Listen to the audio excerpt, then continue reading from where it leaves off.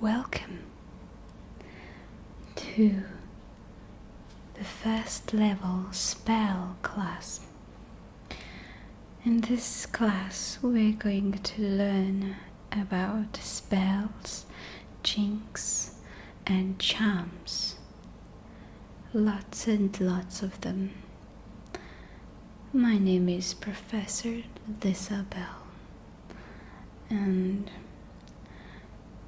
the purpose of this class is to educate you for the ordinary and basic charms and jinx and spells, so that you can protect yourself and you understand these things exist. I want to tell you that these classes are very important and it should not be taken as a joke. And once I had a student last year who didn't take this seriously and ended up using a very bad curse on himself, and he turned up spending more than 6 months in a medical room. So if you want to learn things properly, listen to my lectures quietly without trying these jinx, charms or spells at all. Alright. If you say things wrongly, however, you may end up in a hospital. So let's start. Every one of you has this book in front of you, yes? Good. Now turn to page 3.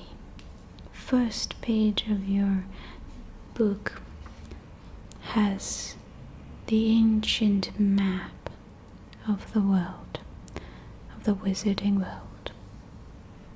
Next. The first charm that we are going to learn is the summoning charm. It's called Accio. This charm summons an object to the caster and potentially over a significant distance. So it can be used in 2 ways, either by casting the charm and then naming the object desired, or by pointing your wand at the desired object during or following the incantation Accio. It will pull the target towards the caster. This summoning charms is only limited to items that are small and small animals. It is not capable for summoning people. So whoever's trying to think about summoning people towards themselves, note this is not for humans.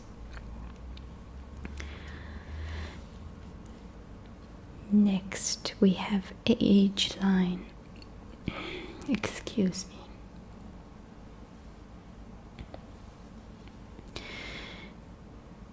This creates a thin and shimmering golden light around the target, and it is impassable by those who are below a certain age. So it seems that aging potions are still useless against this line, and we have had incidents before that when we created this thin shimmering line, some very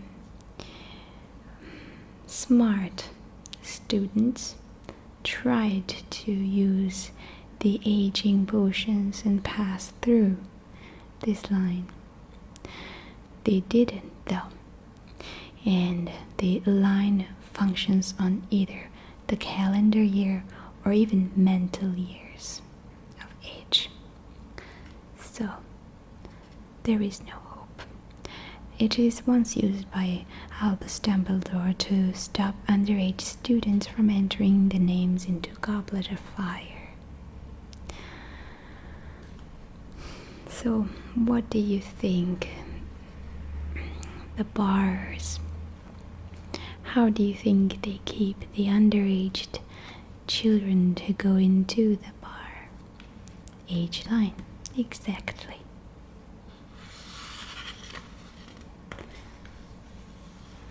Some parts of this book, your book, is restricted to your learning classes, and this book is also charmed, and we will not tell you the anti-charm jinx, or we won't tell you those, because once you reach a certain level it will open by itself.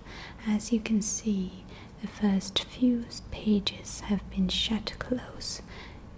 Any way you try to open it,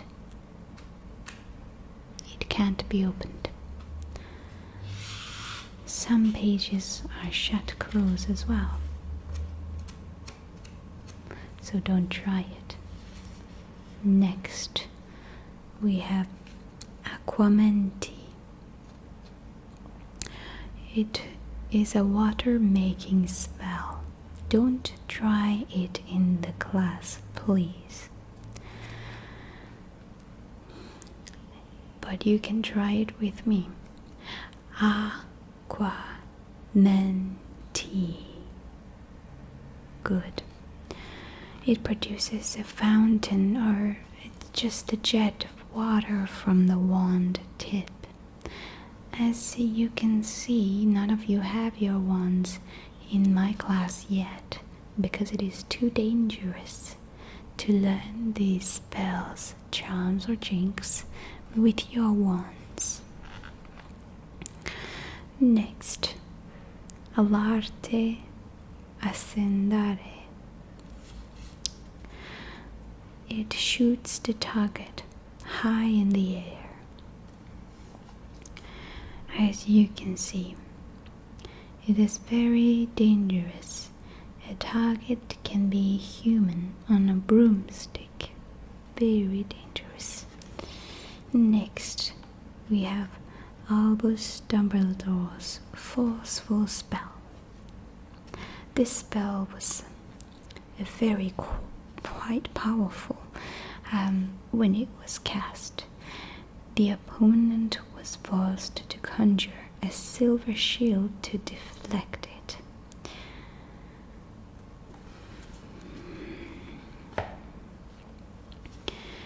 Next, we have Alohomora, Unlocking Charms.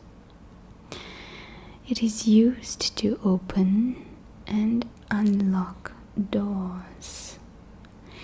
Well, it can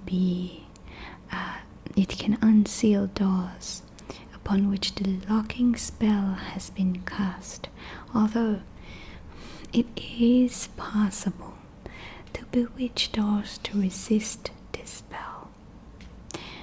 And don't even try this on our school grounds, you students, because we have the counteracting spell for all of our sensitive areas.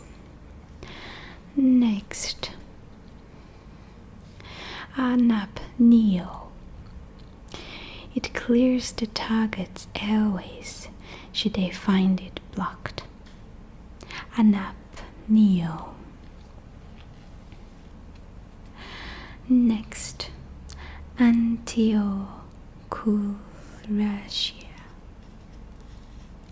This is a hex which turns person's hair into antlers. Turn the page.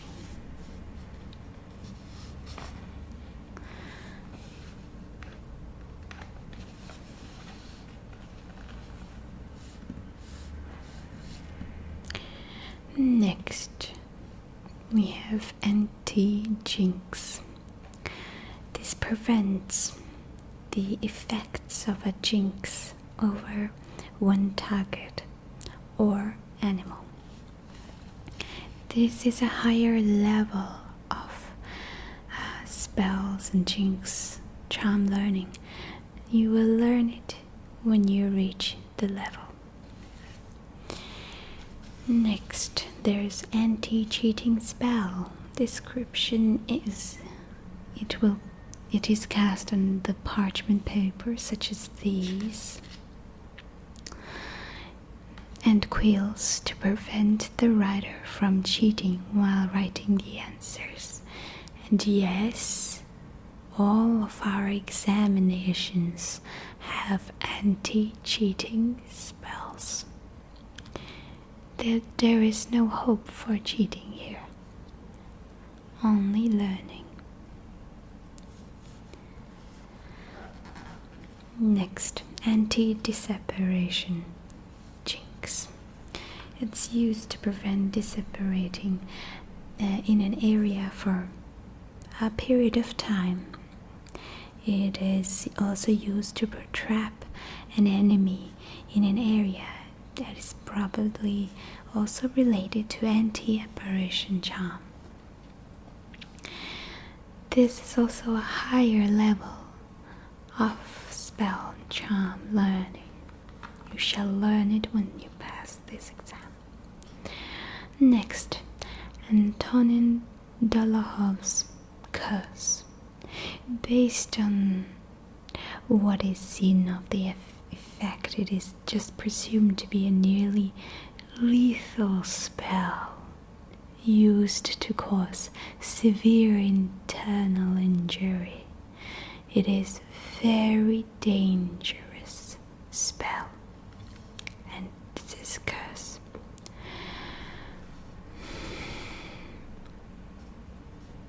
Next, Apparitium, revealing charm. This spell is used to reverse concealing charms. It can also render invisible ink visible.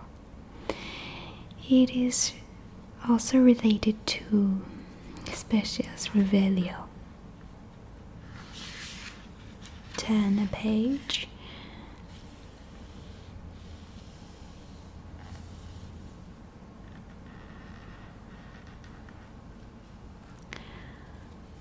Aqua Eructo. This spell is used to create and control a jet of clear water from the tip of the wand tip. It is probably related to Aquamenti. We have learned this before.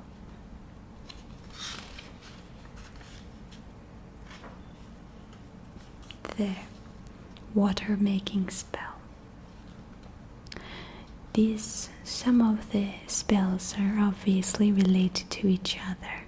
It is your job to figure these out, and it is useful for your exams to know all the relations to these spells. Once it is asked what is related to this, then you will be able to write Aquamenti, Aqua Eructo. Next,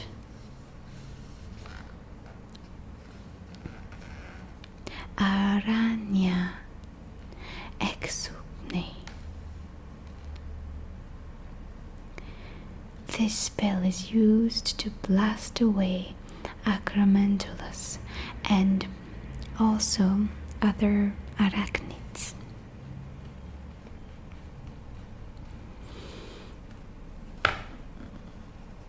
Next, we have Arresto Momentum. It is used to decrease the velocity of the moving target. It should be noted that it can be used on multiple targets, as well as on the caster himself. Arresto Momentum. Next, Arrow Shooting Spell. It fires arrow from the caster's wand. It is higher level of spell. You shall learn it on the 5th level, and this is only the 1st level of spell. Next, Ascendio. It lifts the casters high in the air, and it should be properly used.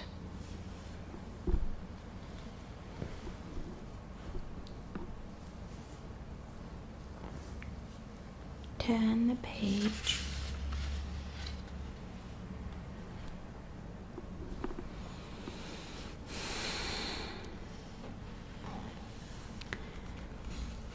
The next curse is the Killing Curse. It should not be spoken aloud. Nobody speak this curse in my class. I will not tell you how to pronounce this. You shall only know this by Killing Curse. It causes instant death to the victim wherever it hits the body. It is accompanied by a flash of green light and a noise, a rushing noise. There is no known counter curse, although there are a number of ways to prevent death by it, such as hitting it with another spell in mid-flight, or dodging it, or interrupting the caster. This is one of the 3 unforgivable curses. If this curse has been done, the caster will be sent to the prison of Azkaban. And there are very, very scary guards in prison of Azkaban. One of them is the soul-sucking Dementors. So do not say this curse. Next, AV Force. It transforms the target into a bird.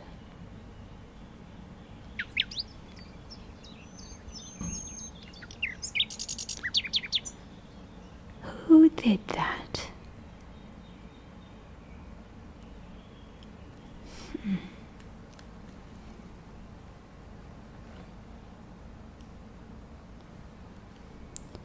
Whoever turned my pen into a bird will be sent to detention tonight,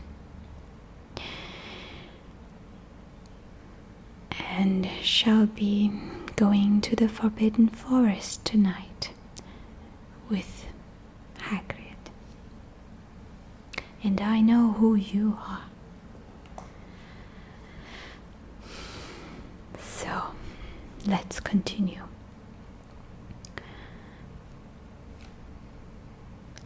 And none of you say this other curse again, or any of these spells in my class. Forbidden Forest is very dangerous. Even though Hagrid is he's big and strong too. He can promise you your safety. We take this very seriously now.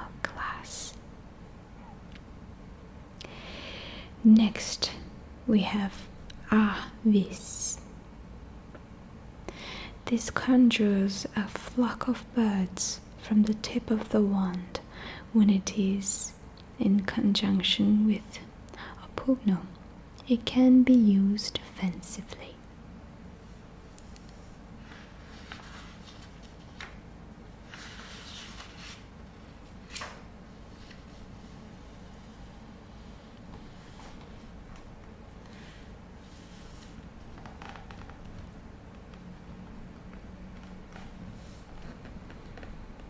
We shall go to B. Babbling curse. Although this spell is not fully understood, it is generally presumed to force a person to babble whenever they speak. It is possibly for this reason related to tongue-tying curse. These will be learned second level. Next, Bat Boogie Hex. It is very grotesquely enlarges the target's boogies, gives them wings and sets them attacking the target. This curse has been used by naughty students before, so don't use it. You know you'll be caught. Next, Bobilius. The exact effect of the spell are unknown, though it presumably is of damaging nature, and it produces a bolt of white light from the tip of the wand.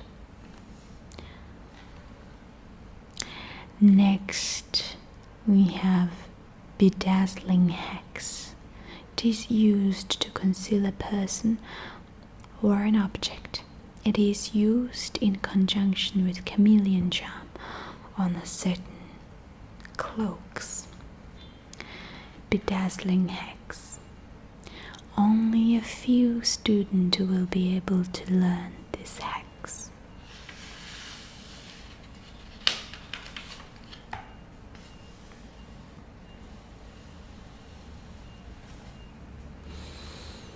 Next, Bewitched Snowballs. It causes snowballs to pelt themselves at the target, and it is very widely used among students in the winter time. As long as it is outside and away from my class, I am okay with this curse. Next, Bluebell Flames. It conjures a quantity of waterproof blue flames that can be carried out in a container, released, then scooped back therein.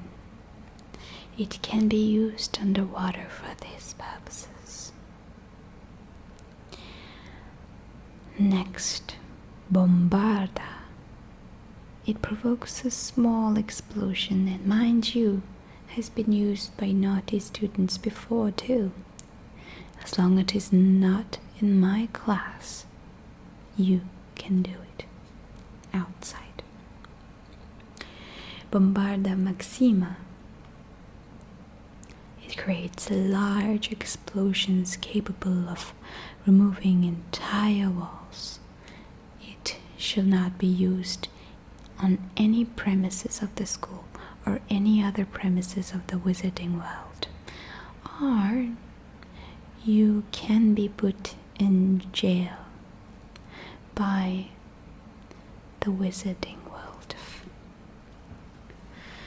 Ministries of Wizarding World. Next, we have Brachium Emendo.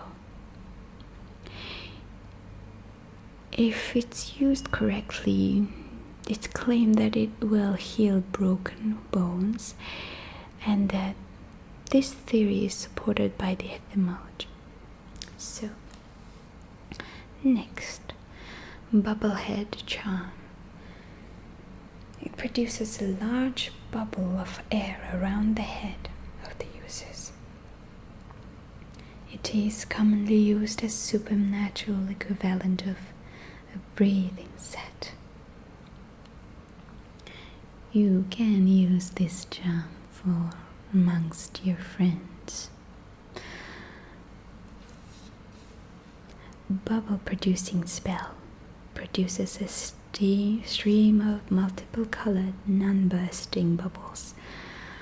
There are other two similar spells such as this. For this class, I shall stop here.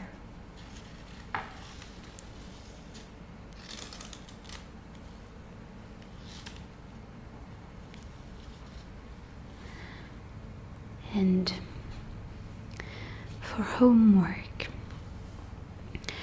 I would like you to read C and D, and I will come and ask you questions. Beware, I take my class very seriously. If anybody is caught not studying, well, there will be good and very big consequences to that. Okay. Everybody can go now. Except for one, you know who you are. Going to detention with me. Have a good day, class.